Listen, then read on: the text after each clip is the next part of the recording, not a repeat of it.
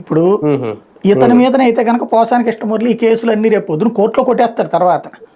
కానీ రోజుల తరబడి తిప్పడం అన్నటువంటిది నడుస్తుంది. ఇతని తర్వాత ప్రైవేట్ కేసులు వేయలేడు ఒక్కొక్కళ్ళ మీద, నా మీద పెట్టు నా మీద వీక్ అయిపోతాడు మనిషి. బ్రతికుండాలని కోరుకుందాం. నాకైతే అతని పరిస్థితి చూస్తుంటే చాలా డౌట్ఫుల్గా ఉంది. ఎందుకంటే 2 సార్లు హార్ట్ అటాక్ సర్జరీలు చేయించుకున్న మనిషి ఆ తరహా పరిస్థితి ఉన్నప్పుడు ఆషామాషి ఉండదు. అట్లాగే ఇప్పుడు ఎంషీదైన పరిస్థితి అతని మానసికంగా కుంగదీయడంతో పాటు శారీరకంగా కూడా కుంగుతారు. ఇప్పుడు ఏంటంటే ఈ లగ్జూరియస్ లైఫ్ ఒక విఐపి స్ట్రేచర్ మెయింటైన్ చేసిన వాళ్ళు దెబ్బతింటే చాలా ప్రమాదకరం వాళ్ళది. వాళ్ళు సైకలాజికల్గా ఫిజికల్గా దెబ్బతినేస్తారు అనమాట.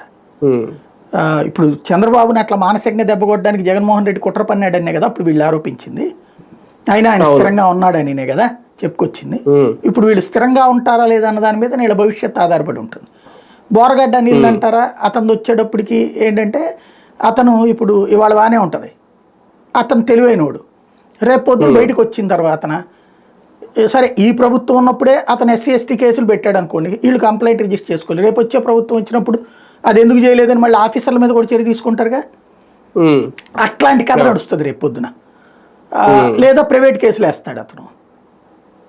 అందుకని ఇప్పుడు ఎందుకు అంతమంది అధికారులు దాదాపుగా ఒక చోట 7 ఒక చోట 6 ఏమో సస్పెండ్ అయ్యారు పోలీసులు. ఎందుకు?